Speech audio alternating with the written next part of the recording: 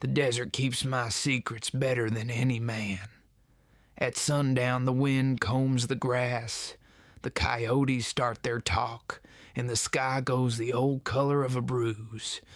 That's when the memory rises, same as it did the first night. A woman on her knees in front of Dawson's General, snow in her hair, hands empty, eyes too proud to beg and too hungry not to. I gave her bread. I did not give my voice. That is the thing that keeps me wide awake. I was a widower by then, 2 young ones under my roof, in a roof I kept patching with cold hands. The ranch sat out past Salvation Ridge, where the prairie lifts and lets man see his sins from a long ways off. Folks say, time irons out sorrow. They ain't lived with a winter that keeps coming back. Every board in that house remembered my wife. Every cup remembered her name.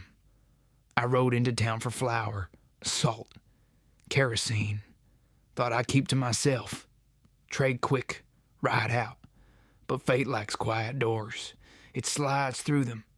I saw her before she saw me, thin as a fence slat, dressed him stiff with frost, chin set, like a wild filly trying not to tremble. The men out front looked through her, as if she were smoke. One of them laughed. I still hear that laugh some nights, and I lay there listening for a sound that might forgive it.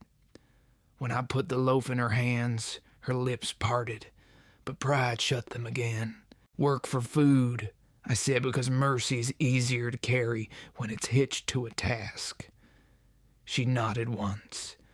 Her eyes moved past me toward the blue edge of hills, as if the hills had the right answer, and I was only a road to it.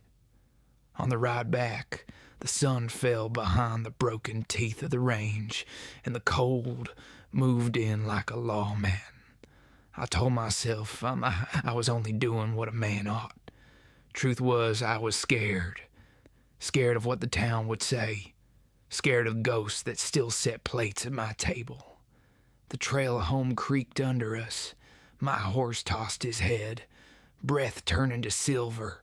Behind me, from the sled, I heard the softest sound. Bread being broken slow, like a prayer said by hands. I didn't know her name yet. I only knew the shape of her hunger and the weight of my silence. The wind ran the same direction we were going, and I felt it press the back of my coat real gentle, as if the desert itself wanted me to hurry. Snow squeaked under the runners when we reached my place. The porch boards complained the way old bones do. I pushed the door, and the warmth of the stove came out to meet us like a faithful dog. 2 tin plates sat on the shelf where I kept them, out of habit more than need. I set out for that night, then stood there looking at the number like it had decided something for me. Tommy came first, eyes steady, the kind that measure a stranger, and also the man bringing her in. Lillian followed with a handful of my sleeve, her hair a little wild, like her mama's used to be. I told the woman there'd be work if she wanted it. Firewood to split small, mending, help with lessons. She nodded, quiet as snowfall. When I asked her name, she said it soft, Grace. The room answered back with a silence that felt like a sign. We ate slow. I watched her hands more than her face, the way she guarded each bite, not from us, but from the memory of going without.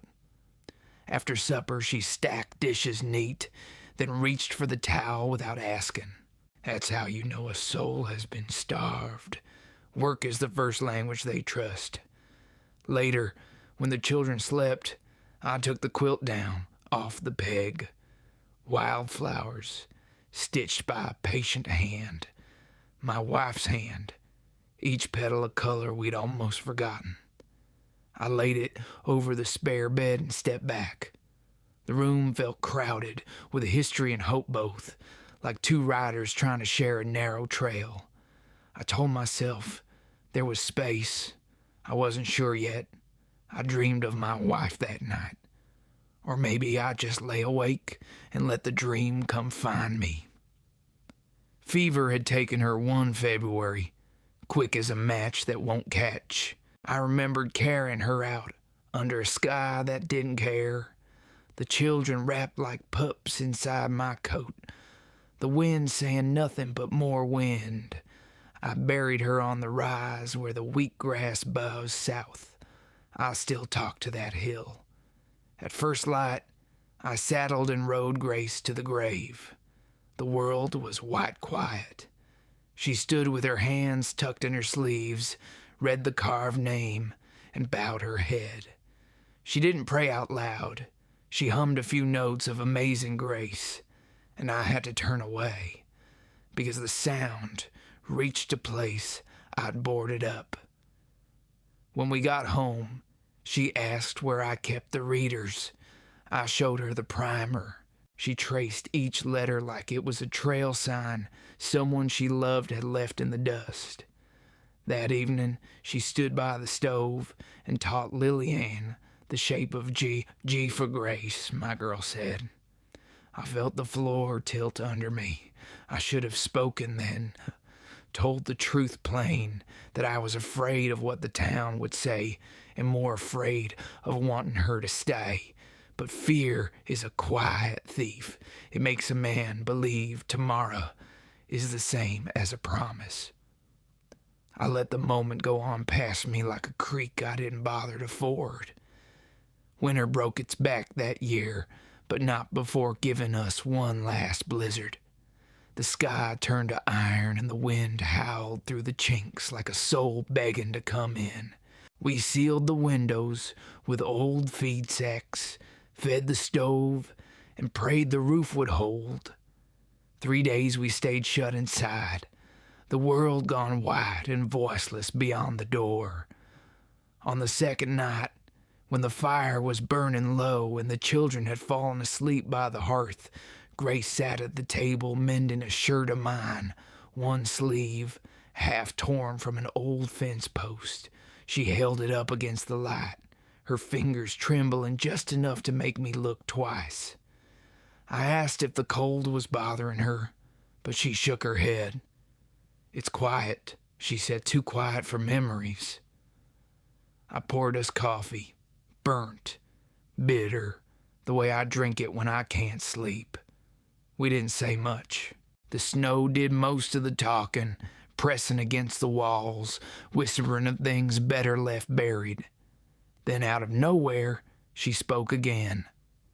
I was married once, she said, eyes on the flames. He sold me off after the cattle failed. I guess that's how I learned a man's love can run out faster than his money. I didn't answer. Some truths ain't meant to be mended right away. After a while I said, pain means you're still healing. Dead hearts don't hurt. She looked at me then, real steady. And yours? I told her the truth, the only one that mattered. Mine still aches every time the wind changes. That night, the storm raged harder, but inside that small cabin, something thawed that had been frozen longer than I cared to admit. When I woke come dawn, her head was against my shoulder, and the stove had gone out. Yet somehow, the room felt warm. Spring came slow to Salvation Ridge. By then, folks in town had found new talk to chew on. A woman living under my roof, without a preacher's word. It was all the sermon they needed. Warren Kent, the storekeeper, said I traded my honor for a pair of hungry eyes. Preacher Silas took to preaching extra loud on Sundays about sin that rides at night. I told Grace not to mind it. The truth has its own pace, but the words rang hollow. I saw the way she flinched at every whisper, the way her shoulders folded smaller each time we hitched the wagon for town. One afternoon, she stood in the doorway, her bag half packed. I don't belong where I'm always a question, she said. I tried to speak, God knows I did, but the words died somewhere in my chest. All I managed was a nod. She walked out slow, wind in her hair, the hills burning gold behind her. And just like that, the house was empty again, except for the smell of bread still lingering on the air and the sound of my own coward's heart beating like a hammer in the dark. Days turned to weeks, and the ridge felt meaner for her absence, and the house stayed too clean, the air too still. Tommy spoke little. Lily Ann kept asking if Grace was coming back, and each time I told a smaller lie. Spring crept down from the high country, dripping roofs, soft mud, the smell of new grass mixing with old sorrow. One morning, I saddled up before dawn. Didn't leave a note, didn't need to. The road to town cut through the valley like a scar that never healed. By the time I saw the church steeple, the sun was rising pale behind it, and the town was already awake enough to stare. Warren Kent was sweeping his porch, same smirk sitting easy on his face. Preacher Silas stood out front of the chapel, voice loud enough to make sure heaven heard what he thought of me. Inside the store, Grace was gathering flour, keeping her eyes down. Her dress looked tired, and so did she. I tied my reins to the hitching post and stepped up onto that wooden walk. Silas turned, Bible in hand, saying something about a man's duty to appear righteous. I didn't wait my turn. "Judge me first," I said, my voice carrying farther than I meant it to. If heaven was listening, it could take notes too. The street went quiet. A few folks stepped out their doors, and the rest pretended not to. "I brought a woman out of the cold," I told them. "She's fed my children, kept my home, mended what grief left behind. If that's sin, then I'll wear it plain." Warren tried to speak, but the crowd had turned uneasy. A rancher's wife near the back said soft, "Mercy ain't a crime, preacher." Another man nodded, then another. One by one, they stopped looking at me and started looking at themselves. Grace had frozen by the flour sacks, eyes wide, and in that stillness, I knew she'd heard every word. I walked to her slow, hat in my hand. "Reckon we've both done our penance," I said. "Come on home, Grace." She looked at the crowd, then back at me. Tears came, quiet as rain after drought. When her hand found mine, it was rough, warm, alive. Together, we walked through the silence, not triumphant, not ashamed, just tired in a good way, like folks who've earned their peace one hard mile at a time. That night, back at the ranch, Tommy built the fire without being asked. Lily Ann set 4 plates. Grace hummed that same old hymn under her breath, and the walls, for the first time in years, felt like they were listening. I caught myself smiling at nothing and realized maybe the wind had finally changed for good.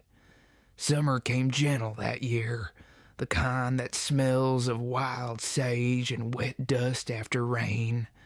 The creek that had frozen solid in February now hummed like a lullaby through the grass. Every evening, when the light slipped low across the ridge, Grace would stand on the porch railing, watching the sun drop behind the far hills, her hair caught in that soft red glow the desert saves for the forgiven. The town forgot us quick enough. Gossip don't last long when crops need cutting and roofs need patching. A few nodded polite when we passed. Some just tipped their hats out of habit. Didn't matter. We had our own small country, 4 souls and a roof that creaked when it rained. Grace planted a row of corn near the fence, and Tommy built a scarecrow shaped like hope itself, crooked hat, lopsided grin. Lily Ann sang when she worked, the kind of tune that made the sparrows linger. As for me, I fixed the porch step that had been loose since the day she arrived. Strange, the things a man can face once he quits hiding from the wind. Sometimes at dusk I'd ride out alone, just a mile or two. The land stretched wide, endless, and humming under the hooves, and I'd find myself talking to the emptiness like an old friend. I'd thank it for the mercy it showed me, for the bread I didn't hoard, for the silence that became company instead of punishment. Out here, forgiveness ain't a prayer, it's a kind of weather. One night, I took Grace up the ridge where my wife lay. We brought flowers, wild asters, her favorite. Grace stood beside me, her hand in mine, and I felt no ghost between us, only a peace deep as the soil itself. The moon rose silver on her hair, and I thought, maybe heaven don't wait above. Maybe it builds itself quietly in the lives we mend. When we rode back down, the house was lit warm through the windows. The children waved from the doorway, and I realized I'd been riding toward home all along, even when I thought I was running from it. Grace leaned into me, whispering, "Reckon we're finally where we're meant to be." I looked out across that dark land, the fence lines, the fields, the stars burning steady as old promises. The wind brushed past, soft as a woman's breath, and I said to no one, and to her all the same, every good thing worth having comes the hard way. Then I took her hand, and together we listened to the night settle gentle around us. A hymn without words, the kind only the heart remembers. And maybe love ain't about holding on. It's about learning to let go gentle,